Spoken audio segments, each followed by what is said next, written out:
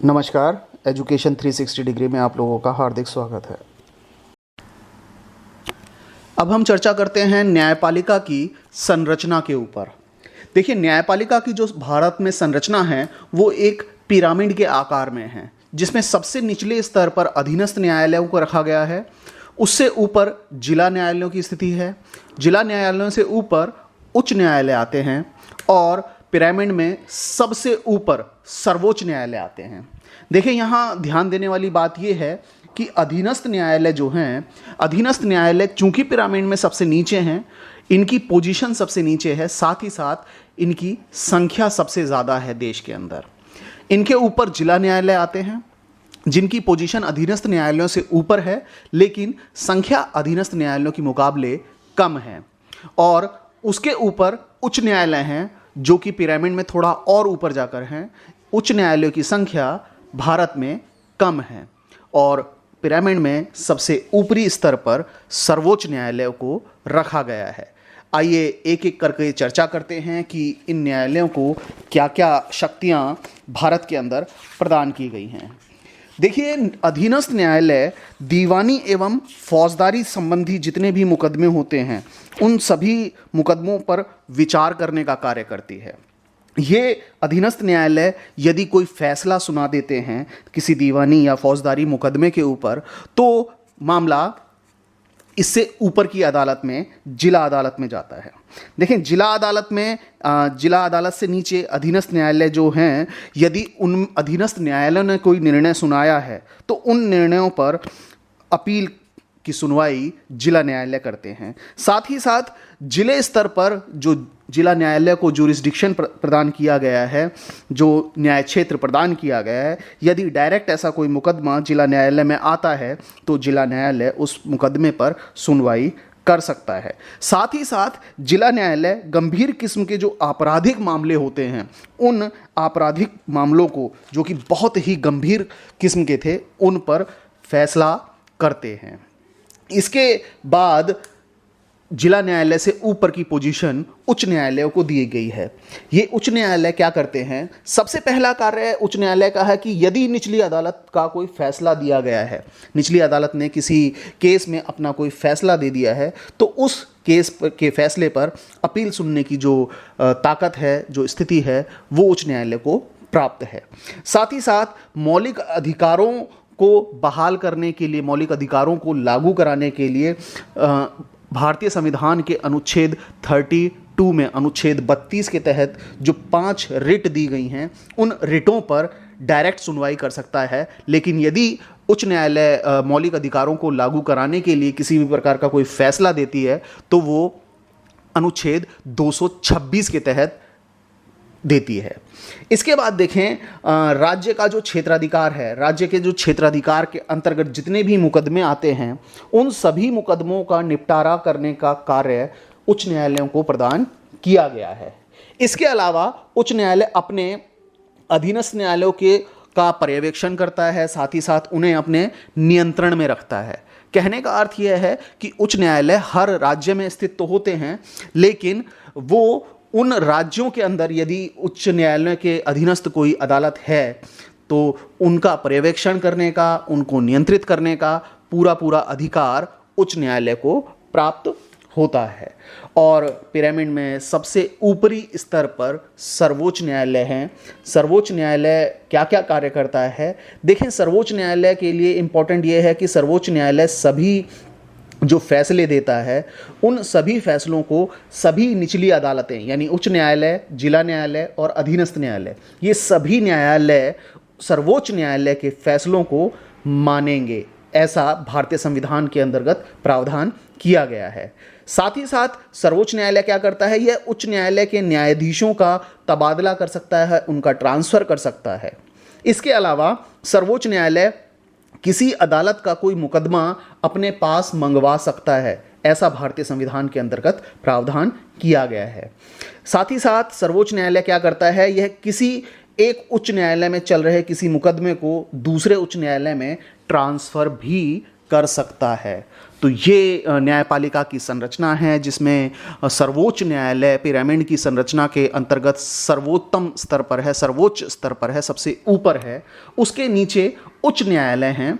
उच्च न्यायालयों की संख्या राज्यों के अनुसार तय है, लेकिन दो या दो से अधिक राज्यों के लिए एक न्यायालय भी हो सकता है। उदाहरण यदि हम देखें तो Punjab and Haryana high court, जो कि चंडीगढ़ में स्थित है, वो उच्च न्यायालय दो राज्यों के क्षेत्राधिकार को देखता है। इसके अलावा उच्च न्यायालय से नीचे जिला न्यायालय हैं और जिला न्यायालय से नीचे अधीनस्थ न्यायालयों को रखा गया है। तो ये भारतीय न्यायपालिका की संरचना है और इसी संरचना के हिसाब से भारत में न्यायपालिका कार्य कर रही है। देखिए, इसके बाद अब हम चर्चा करते हैं कि न्यायाधीशों की नियुक्ति किस प्रकार से की जाती है। देखें, अगर हम बात करें कि वर्तमान समय में सर्वोच्च न्यायालय में कितने न्यायाधीश हैं, तो वर्तमान समय में सर्वोच्च न्यायालय में 34 न्यायाधीश हैं। इन 34 न्यायाधीशों में 33 + 1 33 + 1 की स्थिति है, अर्थात एक मुख्य न्यायाधीश और 33 अन्य न्यायाधीश सर्वोच्च न्यायालय में कार्य कर रहे हैं। और ऐसा कब हुआ? देखें, 2019 में केंद्र सरकार ने सुप्रीम कोर्ट में न्यायाधीशों की जो संख्या थी वो पहले 31 थी, लेकिन 2019 में भारतीय संविधान संशोधन किया और 2019 में इस संख्या को 31 से बढ़ाकर 34 कर दिया। पहले ये संख्या 30 + 1 यानी 31 थी और अब वर्तमान समय में ये संख्या 33 + 1 यानी 34 है, जिसमें एक मुख्य न्यायाधीश और 33 अन्य न्यायाधीश हैं। ऐसा भारत की जो केंद्र सरकार है उसने भारतीय संविधान संशोधन अधिनियम 2019 के तहत किया है।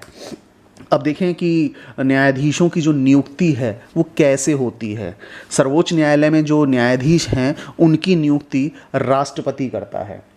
ऐसा प्रावधान भारत के अंतर्गत किया गया है। लेकिन सर्वोच्च न्यायालय यदि सर्वोच्च न्यायालय के जो न्यायाधीश हैं उनकी नियुक्ति राष्ट्रपति करेगा तो मामला इतना आसान नहीं है जितना यहाँ दिखाई दे रहा है। चर्चा करते हैं। देखें, जो प्रावधान न्यायाधीश की नियुक्ति के लिए किए गए हैं सर्वोच्च न्यायालय में वो क्या हैं।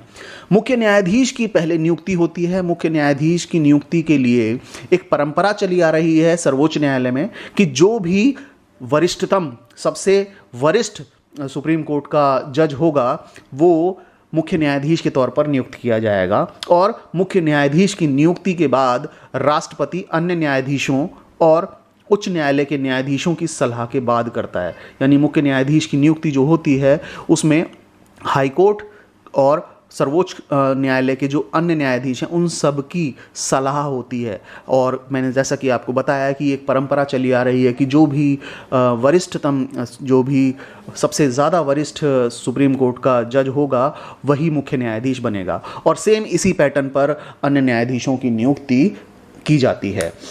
इसके अलावा देखें, मुख्य न्यायाधीश के अतिरिक्त अन्य न्यायाधीशों की जो नियुक्ति होती है, सुप्रीम कोर्ट में मुख्य न्यायाधीश की नियुक्ति राष्ट्रपति ने कर दी, लेकिन अब बाकी के जो 33 लोग बचे, 33 जो मुख्य न्यायाधीश के अतिरिक्त लोग हैं वो उनकी नियुक्ति भी राष्ट्रपति ही करता है। लेकिन यहाँ इंपॉर्टेंट बात यह है कि अन्य न्यायाधीशों की नियुक्ति में मुख्य न्यायाधीश का परामर्श जो है, सलाह बहुत ही आवश्यक है। अब यहाँ शब्द देखिए आप, परामर्श आवश्यक है मुख्य न्यायाधीश का, और ये परामर्श शब्द जो है एक बहुत बड़ा विवाद बना और परामर्श का जो विवाद था, परामर्श पर जो विवाद था, इस पर समय समय पर सुप्रीम कोर्ट के अंदर कुछ केसेस आए जिसमें प्रथम न्यायाधीश मामला आया 1982 में, प्रथम न्यायाधीश मामला 1982 में आया, जिसमें सर्वोच्च न्यायालय ने यह कहा कि परामर्श का मतलब सहमति नहीं है, परामर्श का मतलब है विचारों का आदान प्रदान। अर्थात भारत का जो मुख्य न्यायाधीश होगा,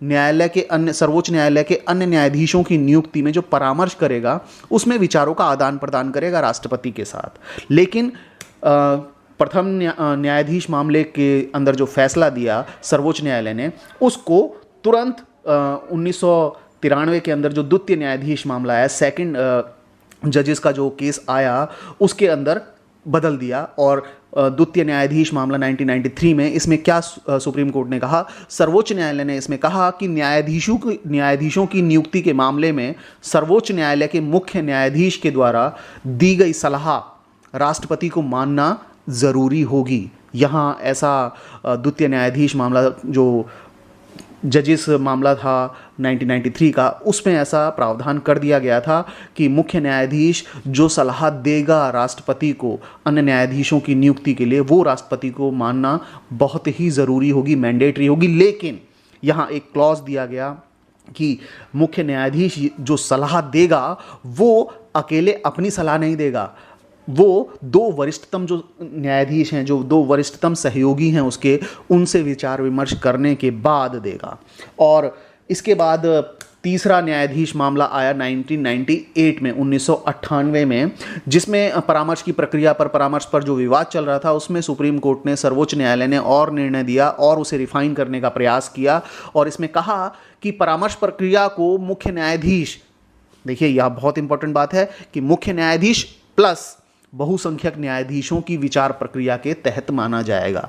यहाँ ये बात बड़ी इंपॉर्टेंट है कि एक जो कोलिजियम सिस्टम हमारा काम कर रहा था न्यायाधीशों की नियुक्ति के मामले में, यहाँ मुख्य न्यायाधीश जो थे वो प्लस बहुसंख्यक न्यायाधीश, यानी जो कोलिजियम में लोग बैठे थे, यहाँ इनकी संख्या वरिष्ठतम न्यायाधीशों की जो सलाह थी, यहाँ 4 वरिष्ठतम न्यायाधीशों को भी मुख्य न्यायाधीश के साथ जोड़ दिया गया अन्य न्यायाधीशों की नियुक्ति में।